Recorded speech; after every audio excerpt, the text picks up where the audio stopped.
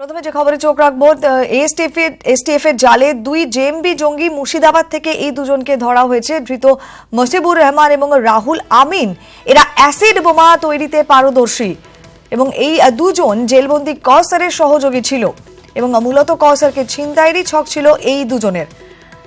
সুজয় পাল রয়েছেন টেলিফোনে আমাদের সঙ্গে। সুজয়, আরো একবার একটু বিস্তারিতভাবে জানতে চাইবো এই দুজনের ব্যাপারে, ইনফরমেশনের আর কি কি এসটিএফ জানতে পারছে। দেখো, এরা দুজনেই জামাতুল মুজাহিদিন জঙ্গি সংগঠনের বিস্ফোরক বিশেষজ্ঞ এবং এরা সাধারণ বিস্ফোরক নয়, এরা মূলত অ্যাসিড বোমা বিস্ফোরণ বানানোর প্রশিক্ষণ নিয়েছিল এবং কওসারের কাছ থেকে সেই প্রশিক্ষণ নিয়েছিল। এটা এসটিএফ এর গোয়েন্দারা এই দুজনকে যারা জানতে পারছেন যে কওসারকে ছিনিয়ে নেওয়ার যে ছক চলছিল জামাতুল মুজাহিদিন জঙ্গি সংগঠনে, সেই ছকের জন্য এরা এই ধরনের বিস্ফোরক বা অ্যাসিড বোমা তৈরির কাজ শিখেছিল এবং সেটা তারা মুর্শিদাবাদে তৈরি করছিল। সেই খবর পাওয়ার পরে কিন্তু এসটিএফ সেখানে যায়, সেখানকার স্থানীয় পুলিশের সাহায্য নিয়ে এই দুজনকে গ্রেফতার করে এবং যেটা জানা যাচ্ছে কওসারকে বিহার পুলিশের হাত থেকে তাকে ছিনিয়ে নেওয়ার পরিকল্পনা ছিল বা বিহার থেকে ছিনিয়ে নেওয়ারই তাদের পরিকল্পনা ছিল। তার কারণ সম্প্রতি আরিফুল এবং আসিফ নামে যে দুই জঙ্গিকে গ্রেফতার করে এসটিএফ এর গোয়েন্দারা, তাদেরকে জেরা করে জানা যায় যে তারা কওসারকে ছিনিয়ে নেওয়ার দুটো প্ল্যান তৈরি করেছিল, অর্থাৎ প্ল্যান এ বিহার এবং প্ল্যান বি ছিল তাদের কলকাতা। তার কারণ বিহারে মূলত তাদের উপর অর্থাৎ জামাতুল মুজাহিদিন জঙ্গি সংগঠনের উপর পুলিশের নজরদারি কলকাতার তুলনায় কম। তাই কিছুদিন পরেই পাটনা আদালতে এনআইএ এর যে মামলা রয়েছে অর্থাৎ বুদ্ধগয়া বিস্ফোরণের মামলা, সেইখানেই তাকে নিয়ে যাওয়া হবে, বিচার প্রক্রিয়া শুরু হবে।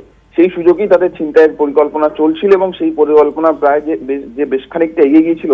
এই গতকালের এই দুজনকে গ্রেফতার অর্থাৎ এই অ্যাসিড বোমা বিস্ফোরক দুজনকে গ্রেফতার কিন্তু তার আরো প্রমাণ। অর্থাৎ তারা একদিকে যেমন দক্ষিণ ভারতে একাধিক ডাকাতি করে তারা বেশ কয়েক কোটি টাকা জোগাড় করেছিল, তার পাশাপাশি ছিনিয়ে নেওয়ার জন্য তারা অস্ত্র কেনার চক চলছিল এবং অস্ত্রের পাশাপাশি এরা যে অ্যাসিড বোমা বিশেষজ্ঞ তৈরি করছিল সেটা কিন্তু প্রমাণিত। তার কারণ এই যে দুজনকে গ্রেফতার করা হয়েছে তারা যেটা স্বীকার করেছে যে পুলিশের উপর অ্যাসিড বোমা ছুড়ে তারা কওসারকে ছিনিয়ে নেওয়ার পরিকল্পনা করেছিল। ধন্যবাদ সুজয়।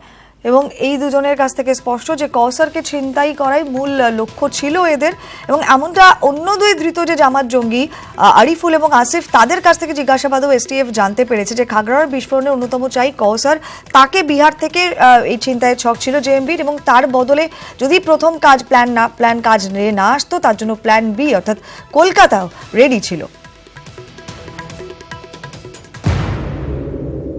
খাগড়াগড় কাণ্ডের মোস্ট ওয়ান্টেড বুদ্ধগয়া আইইডি বিস্ফোরণে অন্যতম মাস্টার মাইন্ড জামাতুল মুজাহিদিন বাংলাদেশের জঙ্গি কওসার।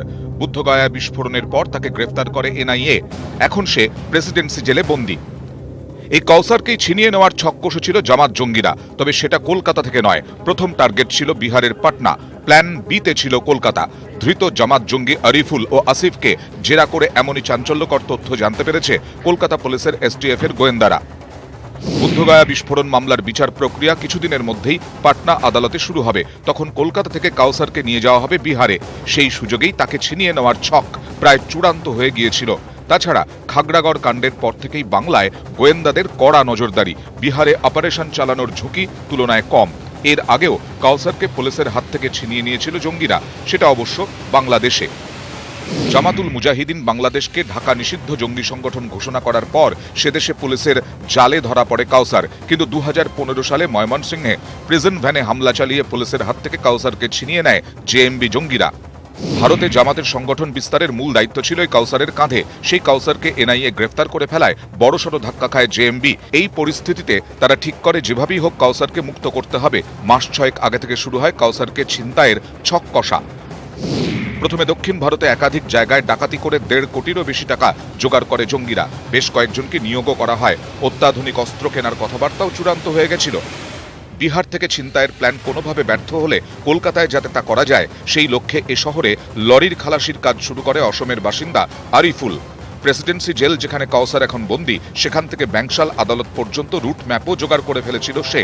ছক কষেছিল বিহারে সফল না হলে কলকাতায় জেল থেকে আদালতে নিয়ে যাওয়ার পথে কওসারকে ছিনতাই করা হবে। যদিও এসটিএফ সেই ছক বানচাল করে দেয়। আরিফুল আসিফ ছাড়া আর কে যুক্ত তা জানার চেষ্টা করছেন গোয়েন্দারা। বাংলাদেশ পুলিশের হেফাজত থেকে জামাতুল মুজাহিদিন জঙ্গি কওসারকে ছিনিয়ে নেওয়ার পর আত্মবিশ্বাসী হয়ে উঠেছিল এই সংগঠনটি। তবে কলকাতা থেকে তাদের এই পরিকল্পনা করা যে সম্ভব ছিল না তাও তারা বুঝতে পেরেছিল। সেজন্য মূলত বিহারকে কেন্দ্র করেই কওসারকে ছিনিয়ে নেওয়ার এই মাস্টার প্ল্যান তৈরি করেছিল তারা। ক্যামেরায় মনোজ সিংহের সঙ্গে সুজয় পাল, নিউজ 18 বাংলা, কলকাতা।